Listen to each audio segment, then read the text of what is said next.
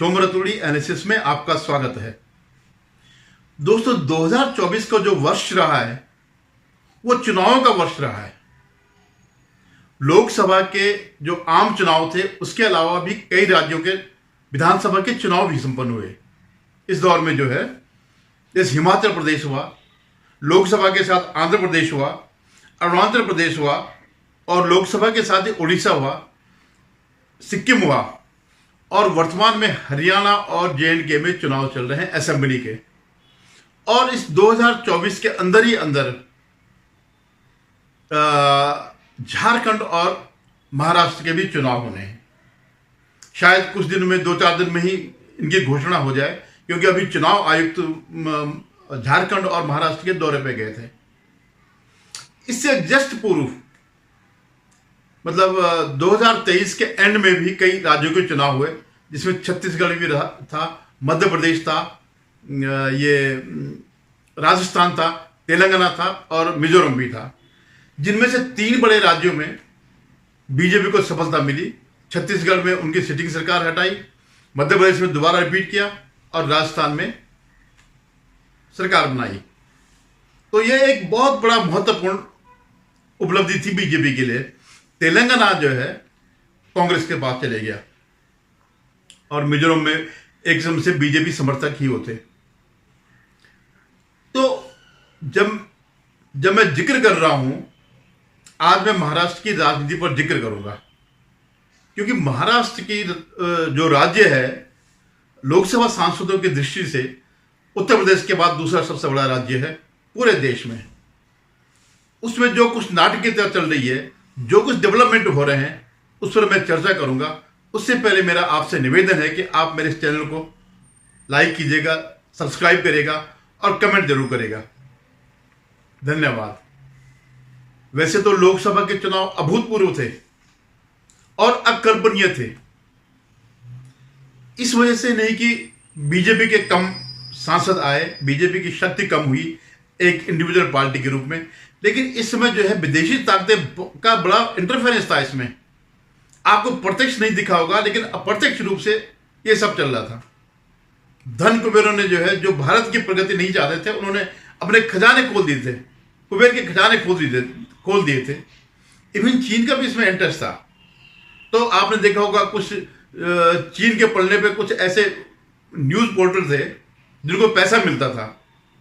हालांकि उनमें से जब गिरफ्तार किए गए तो सुप्रीम कोर्ट ने कुछ भी बोलने की आज़ादी, क्योंकि अब सुप्रीम कोर्ट भी मान चुका है कि आप कुछ भी देश के खिलाफ बोल सकते हैं, देश के खिलाफ षड्यंत्र कर सकते हैं, क्योंकि आपको आज़ादी मिली। आप एक जिम्मेदारी पूर्वक जो है सत्य नहीं बोल सकते हैं। ये सब लोग वो थे और उसके पीछे बहुत कारण थे। सबसे बड़ा कारण तो ये था कि भारत आर्थिक रूप से प्रगति कर रहा था और कई देश विदेश जो यूरोपियन कंट्रीज हैं या अमेरिका है, उनके जो चलाने वाले हैं, मैं पॉलिटिकल वो नहीं कह रहा हूं, पॉलिटिक्स तो राजनीति जो पॉलिटिकल पार्टियां वो चलाती हैं, लेकिन उन सरकारों पर, क्योंकि ये व्यापारिक सरकारें हैं, ये पैसे वाली सरकारें हैं, तो उनको जो है अप्रत्यक्ष रूप से भी वही लोग चलाते हैं जो नहीं चाहते कि हमारा जो वर्चस्व है वर्ल्ड में वो कम हो। तो इसलिए उनके सामने, क्योंकि भारत एक उभरती शक्ति के रूप में उभर रहा है, तो उसको रोकने के लिए उन्होंने अपने सारे प्यादे इकट्ठे कर दिए और सब चुनाव में पैसा बड़ा खर्च किया। और इसकी खासियत क्या थी कि जो मीडिया था, मीडिया माने जो इस समय जो प्रचार हुआ चुनाव से पहले, झूठ का इतना बड़ा प्रचार कभी नहीं हुआ होगा, किसी भी चुनाव में नहीं होगा जिस तरह से यहां हुआ था। और इतना प्रचार हुआ कि जनता उसको सच मानने के लिए विवश हो गई। जैसे कहा कि लोकतंत्र खत्म हो जाएगा। ये वो पार्टी कह रही थी जिन्होंने लोकतंत्र पे कुठाराघात किया, क्या रिजर्वेशन खत्म हो जाएगा। ये वो पार्टी कह रही थी जिसने हिंदुओं का रिजर्वेशन उठा करके मुसलमानों को दिया। कह रहा चुनाव नहीं होंगे, आगे से चुनाव नहीं होंगे। ये वो पार्टी कह रही थी जिन्होंने 1 साल तक चुनाव रोक के रखा, जिन्होंने लोकतंत्र की हत्या हमेशा करी। वो ये सारे मुद्दे उठा रहे थे और लोगों में एक भय का वातावरण हो रहा था। और उसका परिणाम ये हुआ कि बीजेपी जैसे सशक्त पार्टी जिसके नेतृत्व में देश आगे बढ़ रहा था, उसको उसको बड़ा तगड़ा झटका लगा और 303 से 240 पर आ गई। 63 सीटें उन्होंने गंवा दी। अभी आज हरियाणा और JNK में चुनाव हो रहे हैं। इनके परिणाम स्पष्ट हैं लगभग, क्योंकि JNK में मुस्लिम बहुल जनसंख्या है और स्वाभाविक रूप से वो बीजेपी के खिलाफ हैं, चाहे आप उनको सोने और चांदी के चम्मच में खाना खिलाएं, वो किसी भी हालत में नहीं वो करेंगे। जबकि आज जो JNK में जो शांति है, जो प्रगति है, वो सिर्फ बीजेपी की वजह से, बीजेपी के इन शासन, ये 10 साल का जो केंद्रीय शासन जो रहा, 8-10 साल जितना के भी रहा, उसकी वजह से वहां पर शांति है और प्रॉस्पेरिटी आ रही है। आपको याद होगा कि लोगों ने कश्मीर जाना ही छोड़ दिया था, अब वहां पर जाकर के आराम से लोग जा रहे हैं, हर एक को स्वतंत्रता मिली हुई है। हरियाणा में भी एक दबंग जाति का वो है, वर्चस्व है, तो वो बहुत संभवतः है कि वो उसको ले जाएंगे। फिर अभी वो जो झूठ इन्होंने लोकसभा में फैलाया, उसका प्रभाव अभी भी होगा कि दलितों का आरक्षण खत्म किया जाएगा। तो ये तो हो गई वहां की बात।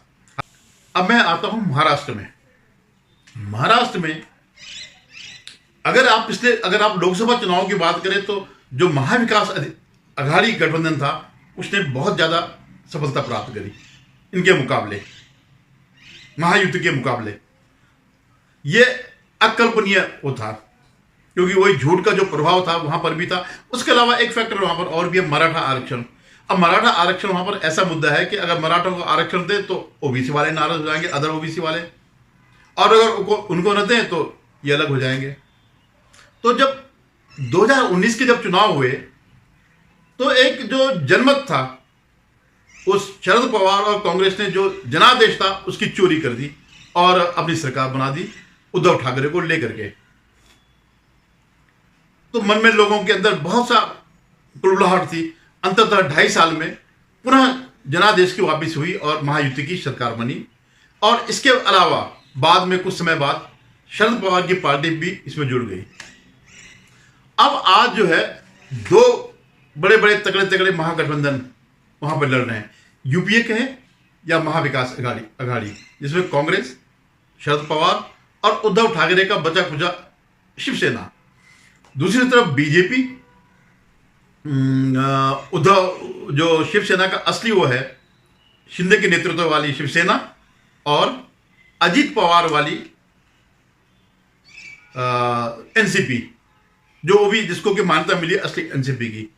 लेकिन अगर आप पिछले उससे देखें, पिछले चुनाव, लोकसभा चुनाव के हिसाब से देखें, तो इसमें सबसे कमजोर यहां रही अजीत पवार वाली एनसीपी रही।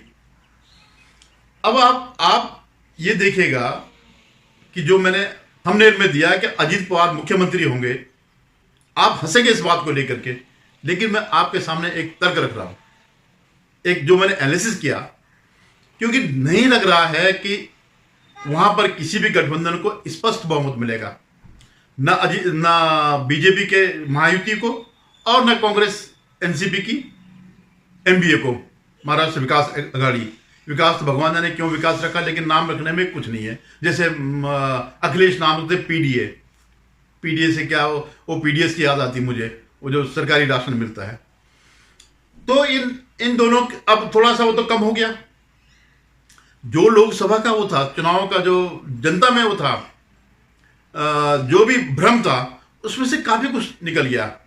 लेकिन फिर भी आप ये नहीं कह सकते हैं कि महायुति, देवेंद्र फडणवीस वाली महायुति, उनके नेतृत्व वाली महायुति जीत ही जाएगी, क्योंकि अभी भी उसका प्रभाव वैसे ही है, मतलब कुछ कम हुआ है। लेकिन ऐसा नहीं है कि जैसे 2019 के चुनाव में वो लोग स्पष्ट जीते थे, शिवसेना और बीजेपी, वो लगता नहीं है कि अभी भी ये स्थिति आने वाली है।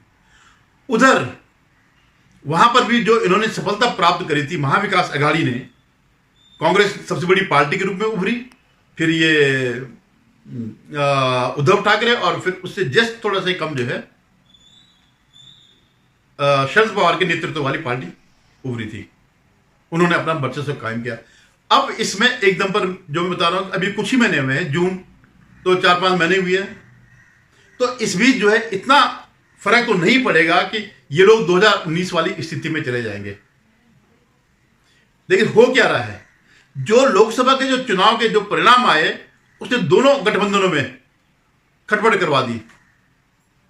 महायुति में जो बीजेपी, एनसीपी और शिवसेना की जो महायुति है उसमें सबसे खराब प्रदर्शन रहा अजित पवार का। लेकिन वो चाहेंगे कि मुझे उतनी सीटें मिली जितनी कि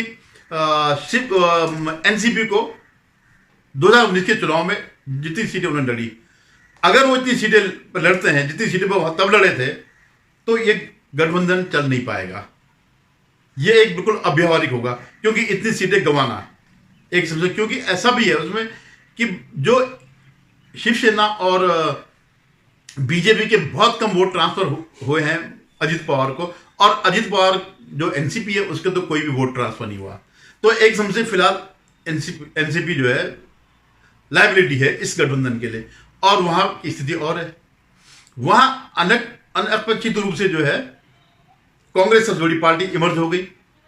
उसके बाद जो है दोनों बराबरी, ऑलमोस्ट बराबर है। लेकिन मैंने पिछले भी विश्लेषण में कहा था कि वहां उद्धव ठाकरे की स्थिति बड़ी खराब हो गई, क्योंकि उसका जो शिवसेना का जो कोर वोट था वो अब नहीं रहा। अब उनको वो मिलने से रहा। ये इसमें दिख गया कि जितना भी शिव सैनिक थे वो शिंदे के साथ चले गए, वो अपनी मूल विचारधारा की ओर चले गए, और अब ये रह गए केवल उसमें उद्धव ठाकरे केवल मुस्लिम वोट पर ही आधारित रह गए, या कांग्रेस और एनसीपी के वोट पर। अब माना स्थिति अगर यह आती है कि दोनों को बहुमत नहीं मिलता, लेकिन इस ग्रुप से, महायुति के एक ग्रुप से अजित पवार इस स्थिति में आ जाते हैं, अगर उनके 15-20 एमएलए भी चुन के आते हैं तो बहुमत बन जाएगा। तो वो जिस तरफ जाएंगे उस तरफ बहुमत हो जाएगा। दूसरी तरफ अगर एमबीए में उद्धव ठाकरे को अगर नहीं मुख्यमंत्री बनाया जाता है और उनकी भी स्थिति यही रही 15-20 विधायकों वाली, तो वो दूसरी तरफ जाकर के सरकार बना सकते हैं। यानी ये दो फैक्टर, दोनों जो लोग हैं उद्धव ठाकरे और अजित पवार, इन दोनों के पास सत्ता की चाबी होगी। अब ये क्यों नहीं बन सकते हैं, उद्धव ठाकरे क्यों नहीं बन सकते हैं? क्योंकि उद्धव ठाकरे इस स्थिति में नहीं है और न महायुति उनको लेने की स्थिति में है। वो चाहेंगे भी तब भी वो मुख्यमंत्री तो छोड़ दीजिएगा, उनको वैसे भी सरकार में नहीं लेंगे, क्योंकि जितनी गद्दारी उन्होंने करी थी इस महायुति के साथ, इस गठबंधन के साथ, एक नेचुरल अलायंस के साथ, आज की स्थिति में जबकि वो कमजोर भी हैं, बहुत बुरी तरह कमजोर है, तो ये महायुति उनको नहीं लेगी, चाहे उन्हें सरकार नहीं बनानी पड़े, ना भी बनाना पड़े। लेकिन अजित पवार की स्थिति बिल्कुल अलग है। अभी भी चाचा भतीजे के बीच जो है एकदम पर वो नहीं हुआ है, सेपरेशन नहीं हुआ। अभी भी वो कहते हैं कि नहीं हमारे पारिवारिक रिश्ते हैं। तो ये चीजें पब्लिक में कहने वाली नहीं होती, पब्लिक में तभी कही जाती है जब एक संकेत दिया जाता है। अगर सपोज कल के दिन चुनाव में कुछ सीटों से महाविकास अघाड़ी अगर उसके अंदर कमी रह जाती है, बहुमत से कुछ कम रह जाती है, 10-15 सीटें कम होती है, सब कुछ मिला करके, मतलब जो उनके अलायंस सब मिला करके, या वो प्रकाश अम्बेडकर की पार्टी में जो बहुजन वंचित समाज पार्टी है, एक आध कोई और भी मिला करके, तब भी अगर कम पड़ते हैं, तब अजित पवार को शरद पवार इसी शर्त पे ले आएंगे कि ठीक है हम अजित पवार को ले आते हैं, उनको मुख्यमंत्री बनाओ। और क्योंकि बीजेपी जो के नेतृत्व में जो भी पार्टी है, जो भी गठबंधन है, कांग्रेस और एनसीपी कभी भी नहीं चाहेगी कि ये सत्ता में आए, चाहे इसके लिए इनको देना पड़े, अजित पवार को मुख्यमंत्री बनाना पड़े। और वो स्थिति ऐसी हुई कि उद्धव ठाकरे को भी मजबूरन अजित पवार के पक्ष में हां करना पड़ेगा। जबकि जब ये अगर माना ये यहां पे रहते हैं, अजित पवार अगर महायुति में ही रहते हैं, 15-20 सीट के साथ ही रहते हैं, और उनको महायुति को अगर बहुमत नहीं मिलता है, तो यह संभावना नहीं है कि उद्धव ठाकरे यहां करके शामिल हो जाए, क्योंकि बीजेपी तो विरोध करेगी, शिंदे भी करेंगे, क्योंकि शिंदे आज शिवसेना के प्रतीक बन गए हैं, शिव सैनिकों के रहनुमा बन गए हैं, पूरे जो वहां के पुरानी शिवसेना बाला साहब ठाकरे के जो अनुयायी हैं उनके प्रतीक बन गए। तो मुझे यही लगता है, जो अगर स्पष्ट बहुमत दोनों गठबंधनों में अगर नहीं मिलता है, तो निश्चित रूप से अगर 10-15 सीटें अगर अजीत पवार ले आते हैं तो वो मुख्यमंत्री बन सकते हैं। तब उस स्थिति में न उद्धव ठाकरे उस ग्रुप से बन सकते हैं, न कांग्रेस से और एनसीपी से। और एनसीपी, आपने अगर ध्यान से देखा होगा कि शरद पवार ने पहले कह दिया कि हमारा कोई कैंडिडेट नहीं होगा, लेकिन उन्होंने ये नहीं कहा कि अगर अजीत पवार आएंगे कभी, और वो आ भी सकते हैं जो मैंने स्थिति बताई, तो उसके लिए उन्होंने मना नहीं किया। इससे पहले भी उन्होंने कई बार प्रयास किए हैं कि अजीत पवार उस खेमे में घुस जाए। तो मैंने कई बार कहा कि शरद पवार का मुख्य उद्देश्य जो है शिवसेना को खत्म करना है, और ये तभी खत्म हो सकता है जब ये लोग सत्ता से बाहर हैं, बीजेपी और शिवसेना सत्ता से बाहर हैं। उद्धव ठाकरे को तो कभी नहीं बनाएंगे दोबारा, एक बार 2.5 साल के लिए सिर्फ बना दिया उनको तोड़ने के लिए। लेकिन अब जिस स्थिति में उद्धव ठाकरे पहुंचेंगे, उस गठबंधन ने पहले कह दिया कि जिस पार्टी की सबसे ज्यादा सीट होगी उसी का मुख्यमंत्री बनेगा, और ये सब कैलकुलेटेड है कि उद्धव ठाकरे सबसे बड़ी पार्टी नहीं बनेगी बल्कि तीसरे नंबर की पार्टी बनेगी। तो ये जो कुछ मैं कह रहा हूं कि अजीत पवार, परिस्थिति यही है कि अगर इस पार्टी को स्पष्ट बहुमत नहीं मिलता है किसी भी गठबंधन को, तो अजीत पवार आने वाले समय में महाराष्ट्र के मुख्यमंत्री बन सकते हैं। धन्यवाद। आपसे पुनः निवेदन है कि आप मेरे इस चैनल को देखिएगा, सब्सक्राइब करिएगा।